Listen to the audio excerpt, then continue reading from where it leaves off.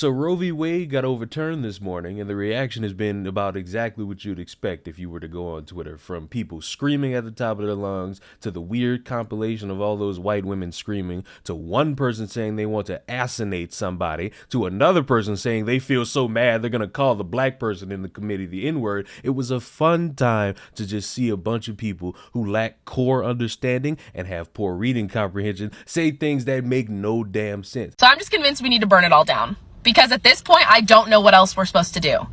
I'm advocating for violence. I am advocating for violence because there are people that are doing a really bad job. But the problem with the job is, even though they're doing such a bad job, they do this job until they die. So we're just supposed to sit back and let these people do a really bad job and have really seriously negative consequences on millions of people.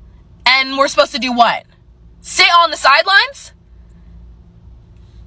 Light it on fire.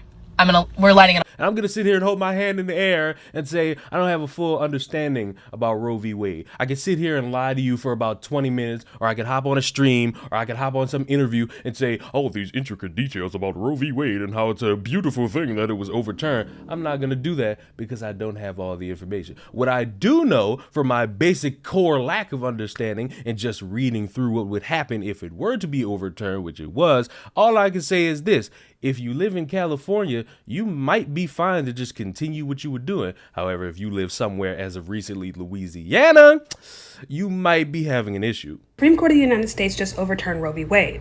I'm not interested in arguing the morality of abortion. I don't have that kind of bandwidth right now. What does this mean? Justice Alito was basically saying that Roe v. Wade was ruled in error because abortion was never a constitutionally protected right. Because abortion is not a constitutionally protected right, the right to regulate abortion belongs to the state and to the people. Overturning Roe v. Wade basically means we go back to what it was before, which is states regulating abortion. 26 states had laws or constitutional amendments on the books ready for Roe v. Wade to be overturned, meaning they already have it set in stone that abortion will either be limited, restricted, or outlawed in their state. Can Congress do anything? No. The time for Congress to do something about this has come and gone.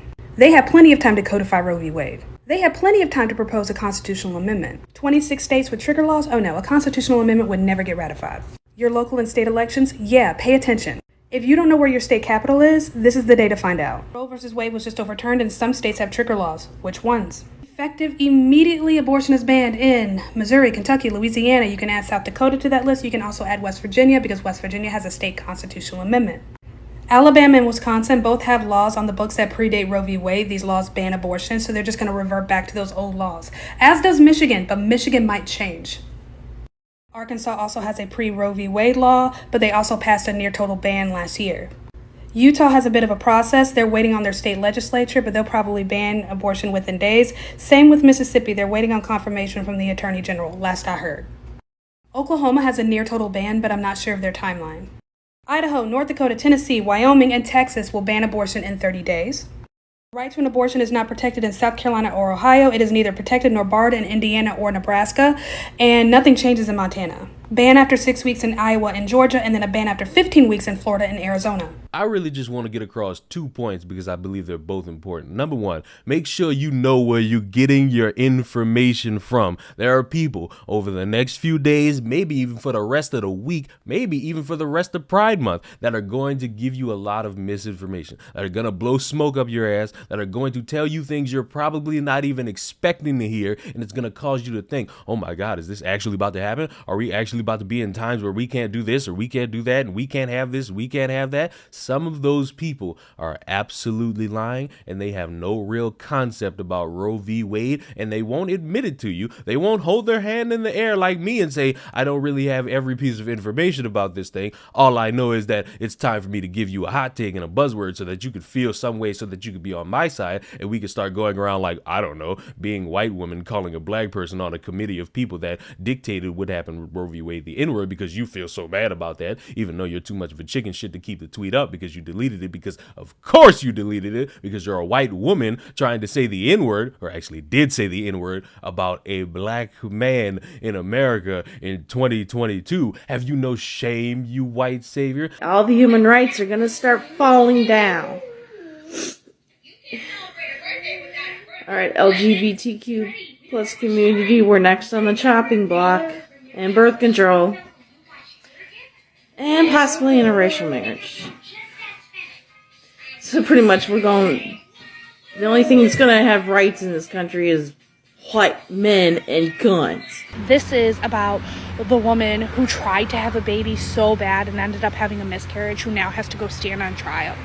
If we don't stand up now and do something about this, The Handmaid's Tale is going to be more than just a show. And I am sick. How do I look at my daughters and tell them that they're growing up in an amazing place when they're not? I love to travel and spend money. Like, I love to spend money. But if you are a red state and you have anti-abortion laws, not only will I not visit your state and not spend my money there, but I will also not be sending my children there to college, and they will not be spending any money there either. I think that if you can leave the country, you should. I think if you're of childbearing age and you can leave the country, you should. If you can't, we need to rise up. We need to fight. Okay, well, it's going to be a summer of protesting. Again. How are we still living in this? How? How have we not completely dismantled the government? How? Why? Why are we all just sitting here letting this happen? I am shaking right now because of how mad I am. How far women have fought, how far everybody has fought for freedom.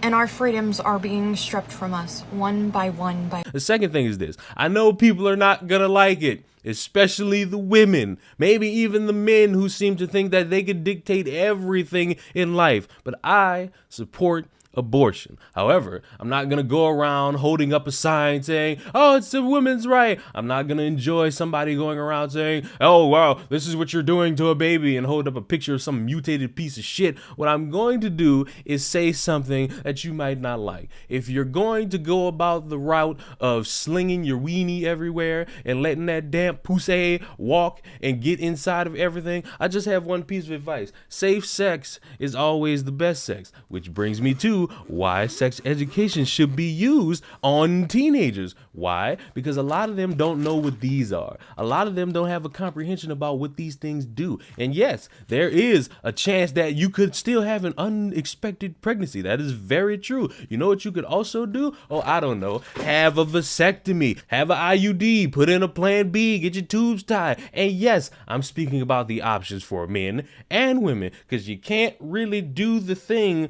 without having the interaction between a man and a woman unless you go to the turkey baster bank and get you some sperm and just have at it. You have to understand that there's layers to this, and I feel bad for ladies, but I'm not going to sit here and ignore the personal responsibility of just having unprotected sex or getting into a situation where you could have an unexpected pregnancy. And look, I know a few of y'all might be mad on the stance I'm taking about safe sex and abortions, and I just want to say, that's fine. Have the civil dialect. You ain't got to go around saying insults all day. You ain't got to go around shouting that you right and everybody else wrong. Just have conversations with people. It's just that simple. And on the safe sex route, it's pretty interesting how people don't want to have that conversation, yet those same people also acknowledge they don't want to have a child. And in my pee-wee brain mind, I know I'm a man. I know all I got is a piece of meat between my legs, and that's all I'm good for. But if you have safe sex, or if you do the options that lead to no pregnancies, you don't get pregnant, and therefore you don't have to have an abortion. I think that's the safest route to go for anybody, man or woman. And guess what? You don't have to put on a shirt or randomly show support that you've had up to 5 abortions or more, because at that point you just look like some weirdo celebrating something nobody wanted to know about. So subscribe to the channel. I'll see y'all in the next one. Buy your condoms. Goodbye.